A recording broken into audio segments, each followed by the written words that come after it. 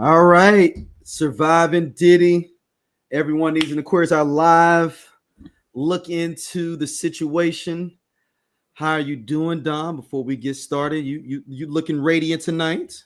Yeah, I have a birthday dinner. Happy birthday, Jeffrey. Um, so yeah, Is, that's why I'm all glammed Shout out up to because I Jeffrey. I know don't me. know I'll you, be my brother, but isn't he dating someone from St. Louis? Isn't that his claim to fame? Is now it? my Is, brother. My brother claim to fame is all his. oh, Oh, he is an actor. my He bad. is. I don't He know. I didn't know. I'm just assuming everybody's messing with a St. Louis woman. I just always assume. no. My sister-in-law. My sister-in-law is actually from London. The amazing, great Chantel. She is a clothing designer. Has worked Where's for she from? She's from Brixton. She's from Brixton. No, she's from London. She's actually just from London. I don't know which neighborhood, but I'll ask her. In Brixton. She's from East London. But no, he's an actor, very accomplished. I'm proud of him. He just actually is filming a new series that's coming out called Nemesis. So I can say that because that has been reported. It's been booked. That's been on Deadline and everywhere else. So shout out to him. Happy birthday. And that's it. How are you? All right, I'm good. I mean, baby girl's finishing up her season, man. She got pulled up to the first team on the soccer list, so I'm pretty excited about that for her. Even though she don't care, she be like, whatever, nigga. Hey, she always says you put me in this. That's what her claim to fame. Oh. So hey, the nerve. But when I get to and you ain't got to pay no money for no student loans, hello, you'll be looking at me like the Serena, not Serena, the Williams sisters with Mr. Williams. All right, but let's get into it. Y'all know what time it is. We here for it. Y'all know.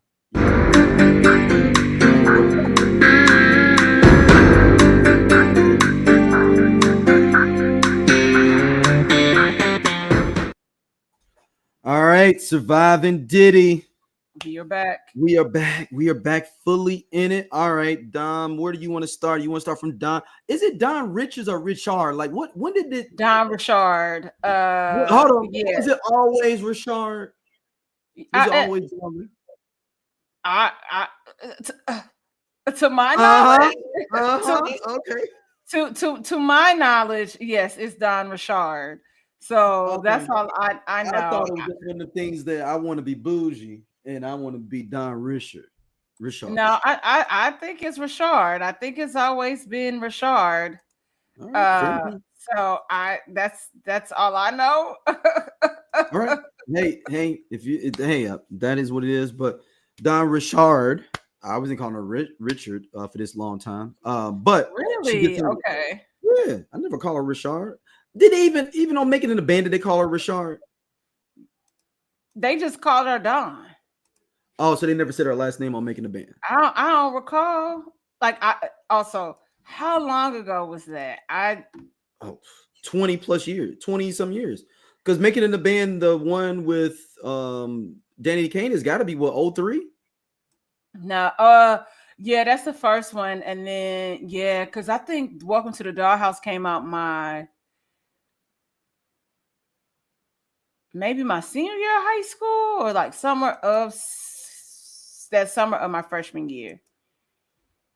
Okay, so it's gotta be around then. But so she jumps on jumps on the stand. She goes to the stand to give her her testimony in the Diddy trial. Differing opinions out there about how she did in the trial. Some people feel that she was contradicting herself. Other people were saying that she gave a strong testimony upon the abuse of Cassie in front of her. Before we get started, you want me to go ahead. Okay, so before we dive really deep into this, could you explain to people? Yes. What RICO is, because I think let's do racketeering first because he's on for racketeering. So sex trafficking is a harder, that's more muddier, and I don't want to really get into that, but we can definitely go into racketeering. Racketeering conspiracy refers to a situation where two or more people agree to participate in illegal activities. Unlike racketeering, which requires providing that the enterprise actually exists and activities affected interstate commerce, racketeering conspiracy focus on the agreement to participate in the enterprise. All right, so it's also engaging. So the same thing as RICO a little bit, engaging in a pattern of criminal activity, typically through a criminal organ enterprise to gain financial or other benefits. That's the key. People are thinking when they're talking about him making money, they're thinking that he's receiving financial. It's other benefits. So think about that. So some multiple acts that are considered RICO or racketeering are kidnapping, murder, gambling, arson, bribery, extortion, or drug trafficking within a 10-year period. So that's what you have to get our mind state into, of not thinking. People are, I think, and it's something even myself as well, is like, man, like, is this racketeering? I'm thinking about John Gotti running a whole, organization, running a mafia.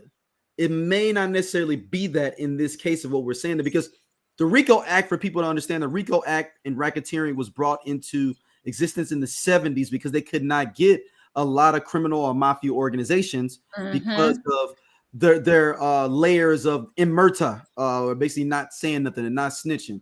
A lot of those different things were in play where they couldn't get it. So they was like, basically, if I could just tie you to someone else and saying you may have gave them the orders, or that you're a part of this, or you're associated with someone else, I can get you for these crimes. So that's where the RICO Act came from in general, to give us some background. But within the Diddy case, we have to look at certain things like kidnapping, bribery, extortion, and drug trafficking are the things that we think about. And not drug trafficking, you think about somebody selling bricks.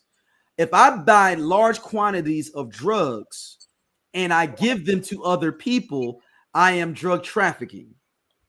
And I want to explain what sex trafficking is, since we talk about it in the literal sense, what the Department of Justice is saying. So to simplify it, is just sex trafficking law under the Trafficking Victims Protection Act defines sex trafficking as recruiting, harboring, transporting, providing, obtaining, patronizing, or soliciting a person for the purpose of commercial sex. This can include the use of force, fraud, or coercion, or when the person is under 18 years old. A commercial sex act is defined as any sex act where anything of value is exchanged. So you hoes that be getting flued out, paid, all that stuff, you got trafficked. So even if it's voluntary, you took something in exchange. Commercial sex work. That is what this is. So we've talked about this the entire time, and I told you, I said, I wonder, I wasn't 100% sure if they will be able to catch him up necessarily in that realm per se, just because, we know NDAs were signed, we know waivers were signed, all these things where people were adhering to the space of partying and getting down. And like I told you, I said, I think where they'll really catch him up is if somebody is a minor, and it doesn't matter if they lied, had a fake ID. If someone comes forward and say, I was 17 or 16 at the time that this happened, I attended this freak off, regardless of how we as citizens want to paint that person, that doesn't matter. It happened. And so we have to remind ourselves of that and what the law is. Just like you said regarding the RICO, one of your points was not being able to get mob people caught up in a lot of stuff. So this is how you have this law, this act that comes into play into the 70s, because they could not catch these people up or hold them to these different things. And because that has also come up in conversation. And I'm like, nigga, this is before this act went into play. You talking about John Cudi. That wasn't, they couldn't get him up catch him up. They No, couldn't he do was too late, and most of them, especially back then, were way insulated. Even Black organizations or Hispanic organizations, you're so insulated. If you're at the top, you got 7 people you got to holler at to even get to Rayful Edmonds or get to the Fat Man Eddie Jackson in Detroit, someone along those lines. You got to get through some people to get them, so they can get you on a RICO. So this is something that I think people may not be thinking about. I just want to bring it to light before we kind of talk more about the trial this past week. Cats don't be understanding. Don't be fucking your co-workers or people that work up under you, because this is why the RICO can be come in, the racketeering, the trafficking. Because what is it in here? Where does it say? It says bribery, extortion. So if I'm telling you I'm not dropping your album, or I'm pushing it back if you ain't fucking with me, or I'm putting you under pressure for this, then now I am in a criminal organization, regardless of you just saying I'm just a shitty human being. Now I am in a criminal situation. Yep. Because I'm messing with someone I'm working with. Yep. You should, even if it happens all the time. Yes, it does. But this is part of the reason that he can be jammed up, is because that's why companies signed to his label. And you have a lot of companies that have rules and regulations about fraternizing with people outside of work, relationships outside of work. That's the major pin. I don't know if it didn't came to me, but that's when the major pins are like, you were messing with someone you're working with that is on your company. That's how some of and already you got her jammed up in this crazy 10 album deal. And Cassie girl, I bought your first album. You bought the first Cassie album? You know what? But I was rocking with Cassie heavy in the MySpace days of her and Ryan Leslie. So okay, because all them beats was Ryan Leslie beats. All that stuff was Ryan Leslie. So for me, I'm like, oh my gosh, like I'm having such a good time. I didn't know this was going to happen. Of course, but also people we got areas of music that we just enjoy, and that might just be fluff. It ain't that deep. You know what I mean? I like that. So I purchased her first album. And so to now learn that, girl, and also you so young, like I don't even know how 10 albums. Does Beyonce have 10 albums? And this is not me even being funny. Honestly, like I wonder on that's a predatory. And this is where it goes to like the influence and that coercion and all those different things. I guarantee you any good entertainment lawyer could have got her about the goddamn 10 album deal, because that's some bullshit to be signing somebody. I don't even think that's even legal. Maybe I not know any of our legal folks that are entertainment. I just think a 10 album deal. And I mostly feel like I if I'm not mistaken, I feel like Rihanna was caught up in a similar deal. Oh, really? Because remember Rihanna was dropping back to back to back to back for a period of time. Like even after the incident with Chris Brown, she dropped. Like not too much longer after that.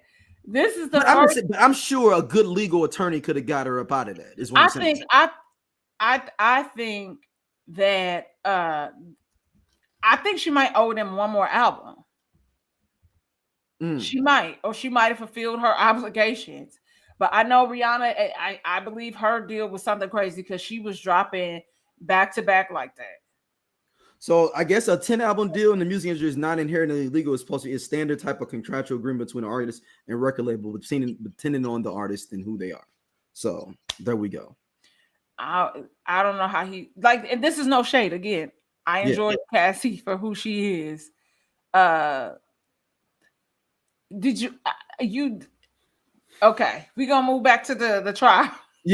So you want me to do the quick recap of yesterday? Yep.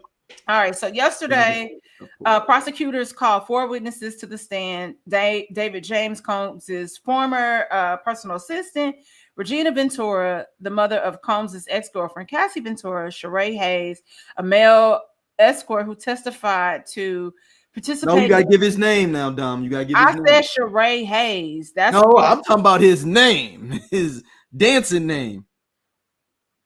The Punisher. Was that the Sheree is the Punisher? The Punisher. Oh, Yeah. okay. I was like, I said his name. I said his No. name. I knew you wouldn't. I knew you wouldn't seen it yet. Yes, so this is a male escort who testified in participating in Combs' freak-offs and Homeland Security agent Gerard Gannon. Their testimonies expanded the jurors' views into Combs' alleged abusive behavior and into complex relationships he had with singer Cassie. Regina Ventura, the mother of Cassie, whose real name is Cassandra Ventura, said she felt physically sick after her daughter told her Combs threatened to release explicit videos when she started dating Kid Cudi. Hayes testified that he was hired up to a dozen times for freak-offs, with the first encounter being at the Trump Tower. I knew how that motherfucking name was going to end up in this. Trump Tower, where he was tipped $1,200. James testified that he ultimately quit working for Combs after seeing the artist armed himself with 3 handguns and wanted to possibly confront Suge Knight at a 2008 Los Angeles diner. So yes, because I know one of them is the assistant talks about the diner thing, and he was on the stand, and he was like, "Yo," like when I was reading this transcripts, and he was also like, "Yo, I did steal from Diddy." That's why he got mad at me. Yeah. He was like, "Yeah, I stole from him. That's why I'm not in business with him," which was funny to me. Of like, "Yo, yeah, I did steal from him. He didn't steal money though. He was stealing Sean John clothes and like jeans and stuff." I'm not trying to be stereotypical. I think he may have been a gay brother because it seemed like he's like, I needed to get some of them jeans. Like it was just something like niggas. Like I wanna. You could. You know what? But he was stealing, Dom. He was stealing. Glad, okay. I guess on the flip side of that, I'm happy that he did not steal money. No, he was stealing clothes, Sean John clothes. Okay, you clearly needed clothes to be stealing Sean John clothes. Hey, I love that he kept it funky though. Like, yo, I stole clothes. Yes, that's why I'm not employed by Sean. You know, amongst other things. But it's. The thing is, and this is the thing is like, I just wonder these jurors, if you hear Suge Knight's name and Diddy together, do you think of running a criminal organization? Now, some of these people claim that they don't know anything about anything in pop culture or anything that's going on in hip-hop. Right, when we talked about that last week. Yeah, when we talk about all the jurors, we said 6 of them was full of shit because absolutely. You know Suge Knight and you know Diddy. So if you see them in a thing of that, and we will all say that Suge Knight is running a criminal organization, even if he's not locked up for that. Alleged. But what did you think about the mom testimony though? I think they didn't cross-examine the mom. They didn't cross-examine the mom at all. Huh? They didn't cross-examine the mom. I mean, what could they say? Because you supposed to gave it 20. Diddy's supposed to try to get 20 grand out of her. Okay. So okay. Go ahead. Let me let you cook. Okay, so you remember when Puffy had that no bitch assness campaign? Yes. And we're seeing that he's full of all this bitch assness because there's no way in hell, because you are a psychopath, you are a narcissist, you are sociopath, exhibiting and displaying sociopathic behavior, because allegedly, you hearing rumors that your ex is laid up with Kid Cudi. And that's no diss to Kid Cudi. It's no shade, like friend, like none at all. But I'm saying you don't get to go out here and say that you're going to release explicit videos of us. And then now we have this, we talk about revenge porn. Another felony. It's a crime to do that. It doesn't matter who you are. You can... And so supposedly she wired him 20 grand so they can find that out. To Babel, but he sent it back.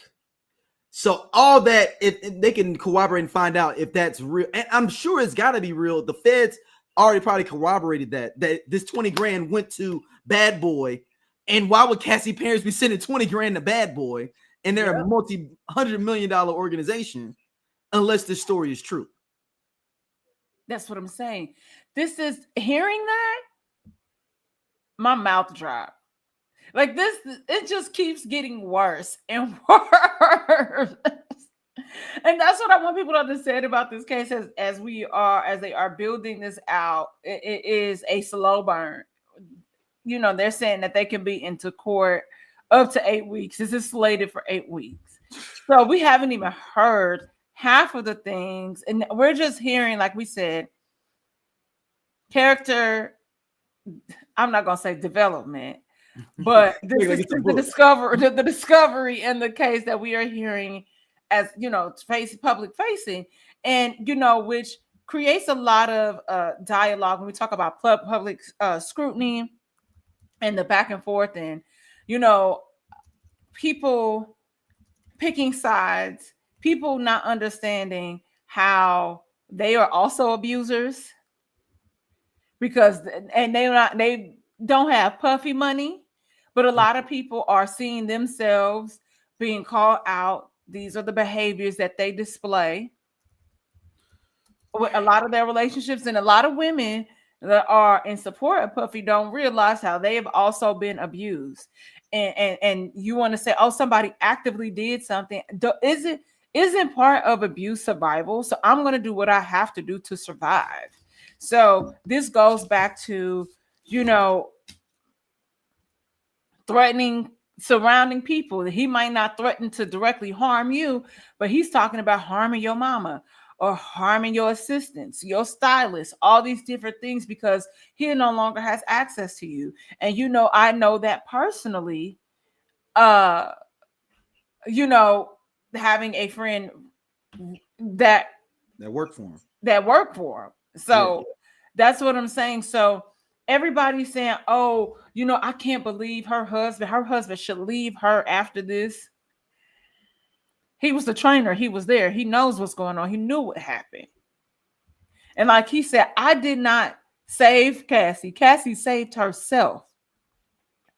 So I just, it's just interesting.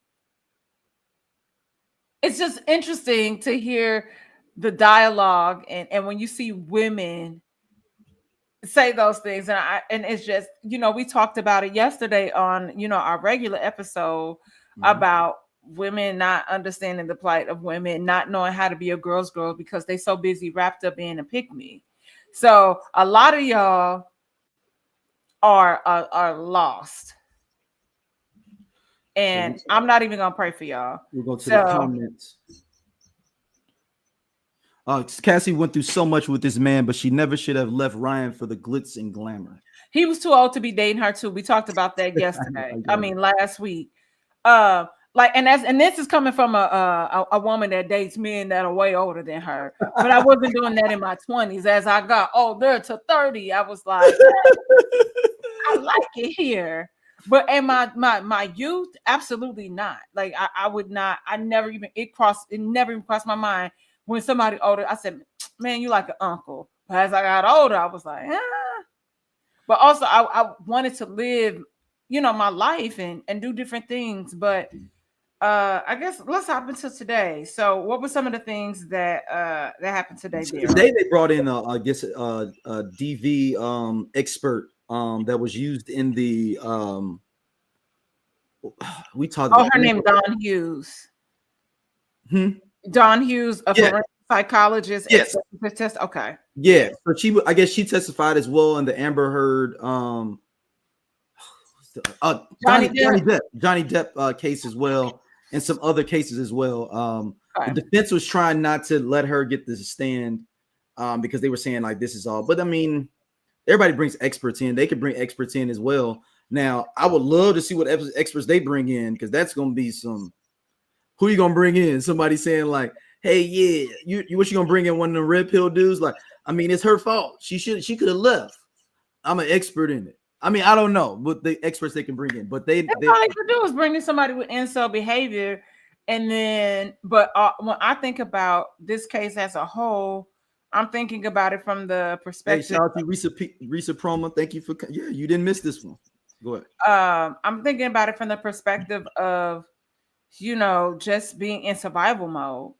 And I think we all, as human beings, get so caught up in that space that we don't know what, like I said, what this even looks like anymore.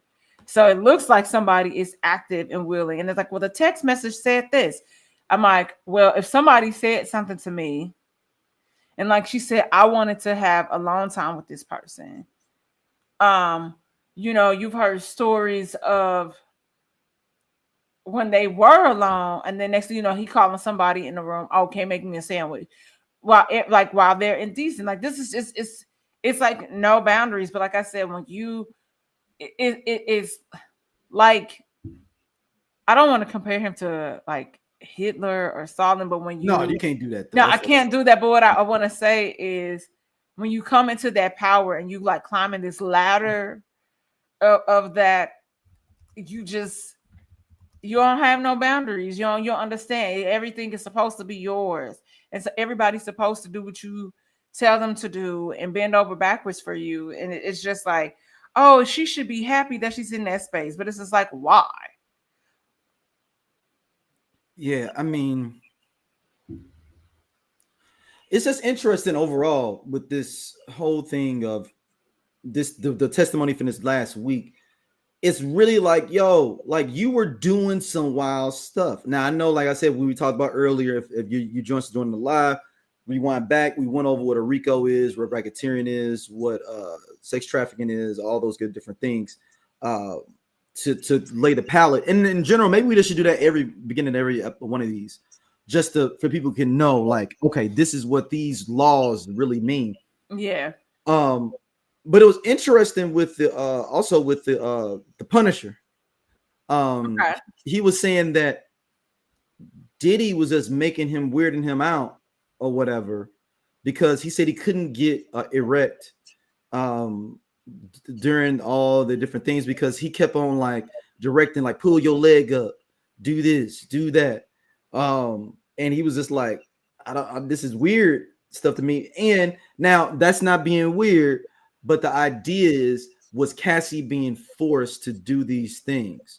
And will we see other people that were forced to engage in situations like this against their will, and not necessarily against their will with a gun that they had? I know that's what people think what against their will is. Her livelihood, her career, like her mom was extorted for 20 grand. Like 20 grand. Like, this is crazy. This is crazy. Even though he gave it back, but you already got that wire transfer, and she took a line of equity already. That can be documented, that she took a home equity line of credit. That's documented, and she gave that and sent that to Bad Boy. That's there. Those small trails of things that gets you jammed up. It's more of a thing of like the way I'm comparing for some people, because they may think they're supposed to get like this big aha moment, like Scooby-Doo, where someone pulls off the mask and like, oh, we got you. It was John, the hot dog guy. No, the way that they're laying that out is, it's like getting your license suspended 4 times. And then you like, I gotta do 6 months in jail. Yeah, you get 4 license suspenders. Or we got you 4 different small felonies. You're gonna have to do some time. It's just, you're building up with these different things. It's never going to be an aha moment with a person like this. That's the point of the RICO. The RICO is because you so insulated. Even though he was dumb, where the assistant, he charged some of that stuff to Bad Boy, and they were like, no, don't do that. You got to do it this way. But he charged some of the different things going on that he was buying to Bad Boy on the Bad Boy credit card. That's really why he got fired. Not stealing them Sean John clothes. Like in the. Because I'm like, if somebody's stealing Sean John, it ain't like his polo or even Sean John when it was hot. I mean, Sean John had that run, right? No, that's what I'm saying. But Daryl, you was in college and I was in high school when he had that run. That's just like when Rockefeller was hot. Hey, them Sean John velour suits was kind of cracking though. You say what? Them Sean John velour suits was kind of cracking though. Oh, I'm not knocking that. I'm just saying, I'm just saying when the assistant was stealing Sean John, this was at a different point in time. Thank you for answering that for Risa. She was asking who was stealing because she didn't jump in. I'm like, that's why. We were at a later time in life where we wasn't rocking, at least the streets really wasn't rocking that, because now you got old men. But no, those suits though, I know the suits were rocking for a long time, even after it wasn't as popular. I know that. All I'm saying is that doesn't sound like that's what the guy was stealing. You said jeans. Yeah, I said jeans. That's what he said. That's what he said. He was stealing jeans and clothes. So you saying you think he messed up on the accountant, and then that's why he got fired? Like you charged to the wrong account. Because now you got eyes on this that might not even be privy to it. So if I'm on, like you said, I'm in accounting, and I see this charge come through, and I need a receipt for Astroglide. That's what I'm saying. So that's really why that boy got fired. But he didn't get fired for that necessarily, because he started then after that basically petty cashing it and then charging it to like they were reimbursing him with cash. So like he would buy or purchase whatever that was going on, and then they would reimburse him with cash. So this is crazy. I mean, this whole Diddy thing is just it's beyond fathomable, but it's also fathomable just because of the ego of an individual that has bread and power. But I thought about some, Dom. I think there is one, and you sent this to me. I think there's only one way he gets out. It is. Well, two ways he gets out of this. But the second one is just a revolving door. Well, I mean, the first one is a revolving door. If it's a mistrial, like if there's one person that just like, yo, I'm just not going to say guilty, and it's 11-1, and they just keep sending them back, and the judge gonna be like it's a mistrial. But what all the feds are gonna do is run it back anyway. So that's gonna be a revolving door for that one, especially after they poll the jury and find out it's 11-1. Oh, we're gonna run this back. Now, the second one you sent to me is the great Donald Trump pardoning him. Those are his two routes of getting out. Now, he could, I wonder if now, and maybe you can ask your mom, if he gets mistrialed on this, could he get grounds for getting bail then and then be out because it's a mistrial? Because I was wondering that. Like, I'm not saying that the judge would let him get bail, but I'm saying, would he have more of a grounds for it? We mean like, hey, okay, yeah, it's a mistrial. Since can my client get out on bail because of this? Because if it's a mistrial, to prepare for our next trial. I'm just wondering. I wish it was some legal beagles in the chat. Yeah, I wish it was some legal beagles. So it's saying no, a defendant is not automatically released after mistrial. The decision to release a defendant on bail following a mistrial is entirely up to the court's discretion. The mistrial sets the stage for potential future proceedings, and the court must decide whether to hold the defendant in custody or release them pending retrial or other proceedings. This decision may consider factors such as the nature of the charges, the defendant being a flight risk, which that's the first thing where my mind went to, and their history.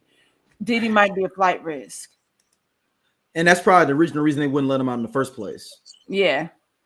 That's why they felt like he was a danger to society and a flight risk. Because think about where they caught him to begin with. He was trying to get up out of Miami. Yeah. And they got him. I'm just wondering though. I'm wondering if a judge be like, all right, yeah, let's go ahead and give up, like, because originally he was trying to give up what, 10 mil and some properties or something. I think it's some crazy amount of money originally he was trying to give up to get out bail originally. for me, it like I said, I think that would be a problem because Diddy would be a flight risk. Now, whatever they settle on going forward, because Diddy's looking at life. Mm-hmm. And if this is a mistrial, and I'm interested in to know what and I said this last week, what the plea deal was. I mean, I told you the rumors, it was 5 years. And Diddy, you like 60. You would have had to do 80% of that. They put a percentage of this. So 1 year of it's going to be done with you already being locked up for a year. You probably had to do a year and a half too. They might not even send you actually to a federal prison. They ain't even worth sending you there for a year and a half, 2 years. And you could have, and you're gonna do the rest of this. That's why, you know what, Dom? Maybe it wasn't 5 then. Maybe it was 10. Because that makes more sense if it be. It makes more sense for 10, but if I'm looking at life. Right, no. But I'm saying if 5, I could see someone more likely doing the mathematics of being like, I already did a year. I got to do 80. I might get off good time. Well, shit, I'm going to do another year and a half in here and I'm back. So it's got to be more than 5 than they gave him. They might offer him like 10, 15. Because they might feel like they got this so much in the bag.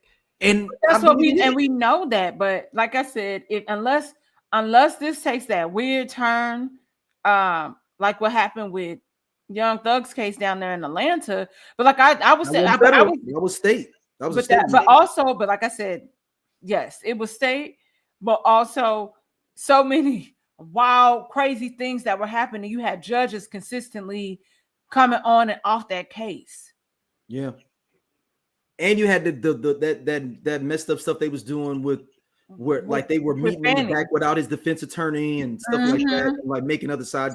They was doing some shady stuff down there, and you know, Fonnie Willis was doing, you know, it was just a mess. Yeah, it was a lot of different variables there. Yeah, it was a mess down there in Atlanta. But do you think that Donald Trump would pardon the diddler? It's almost kind of like he would. His scheme, I feel, has been, I'm going to pardon a whole bunch of black rappers to try to get my gusto up amongst black people. That's been kind of like the theme, I feel like, in general from Trump, is that and that's been a good strategy for Republicans kind of in general. Just like why you the congressperson or the person yesterday that was saying the thing about Tory Lanez, and we talked about, okay, y'all talking about hearsay, ain't nobody went and filed a motion. You know, I said, so that's also very weird. And it's like y'all trying to get into the heads of the Negro and trying to get them on the side of the Republicans. Haven't y'all done enough to us? Leave us alone. Aren't y'all tired? These niggas don't get out. The people that you trying to talk to, they don't vote. Like, no shade, no tea, no shade. But a lot of them didn't vote. Kodak Black, you know, you want to get Kodak Black out of jail, though. But do you think he would, though? Do you think? I don't know. I think that would put him in a weird situation. But also, if he did, it would Diddy not. Got money. He could throw some money at him. Like, does Diddy have money like that after that? Because they already said he done settled a lot of those other cases. And they said his money could get, and I was reading that if he gets convicted, and they could say that his money was moving around in legal means between Bad Boy and his other entities, that they could jam that money up and freeze it. Yeah. Because they was basically, this money was being used for a criminal organization. We're going to freeze these funds. Absolutely. Yeah, no, that makes sense. Or do you pay Donald Trump now while you got your money? Before if he knew what was good for him, he would. Hey man, go ahead and drop that 10 mil off for but also because simply because I mean y'all lived similar lifestyles. Yeah. And they only, like I said, he didn't go to jail simply because of how they trying to. He pardoned himself. Well, yeah. and I think a sitting president can't go to jail. Yeah, but don't forget that they kept pushing that trial off. Like he was. I'm not talking about the Fonnie Willis one. I'm talking about the one in New York that he got. No, that's what I'm saying. They kept Yeah. pushing that court date back. So then once he got elected, it was like, never mind. Yeah. Oh, it's really tough, and I don't know, but at this point, nothing surprises me in this country anymore, and people rarely get justice. I saw some article, something that a friend of mine posted about how many people have gotten killed in just alone in St. Louis, and how many of those cases are unsolved. A lot of people just don't get justice. That's not what this country is founded upon. And that's sad. Yeah. I don't know. It's weird. Yeah, it's weird. All right, Dom. I know you got to get ready to roll. Next week, y'all come back. We back here next Wednesday. Because we needed to just really explain to y'all what was happening here so y'all can get a better understanding, because y'all are clearly confused. Yeah. Hey, we may need to do a whole series on the New Orleans boys, because now I done did a deep dive on a lot of them cats. Oh, our next episode, I got a whole, man. So shout out to this brother. I'm going to send you the link. He did a whole 20-minute video breaking down the one light-skinned dude that's supposed that I sent you, right? Right, but there it was some some drug stuff going on in that. It was a lot going on for them 4 people, man. And he was in the game, though. Like, they said he got double-digit bodies. They only caught him for the 4. Damn. And that's the one who grandma got killed by the popo. Yep. Damn. They said he the most official one out of everybody. Like, they got YouTube videos on him like he did that dude. Like, oh yeah, send me that video. Yeah. Now you're gonna have to get past the heavy New Orleans accent, because sometimes, no disrespect to my New Orleans brothers and sisters, but when y'all do a YouTube video, it be heavy, and you got to sit there and listen. You can't be doing nothing else. You got to listen to them brothers and sisters when they talking, if they're gonna talk long format, But no, he at least far as I can tell, that dude is the one that was like a small kingpin, a little hood booker running around. Damn. Yeah. I have to figure. They said, like I said, they sent you the thing yesterday. That's like they said he was avenging his It was more than that. He was doing a lot more than that, Don. Okay. Hold on. I'm gonna give everybody his name. Hold on. The brother's name, because I just watched this video. Hold on. I just watched this video. His name is Derek Groves. It's called The Many Bodies of Derek Groves. That's the name of the video on Instagram. Damn. Okay. Damn. That's the name of the video. The Many Bodies of Derek Groves. Damn. Yeah, but that's a whole nother thing with those brothers in New Orleans. And I don't think anybody else has been caught, but hey. Shout out to the brother. I want to give him some love though. His channel is 504 Street Stories. That's the name of the brother's YouTube channel. 504 Street Stories and Gangster News is the brother that did this story, and I was enthralled. I sat there for them 20-something minutes, enthralled by what he was saying in that video. I can't wait to watch this. Yeah. Well, thank y'all for. Now I'm about to be in it. I'm like, oh. Yep. When you're riding, just let's put it on while you're riding. All right. Well, thank y'all for another Surviving Diddy. We will be back next week talking more of this. And thank y'all. I appreciate y'all as always. Peace.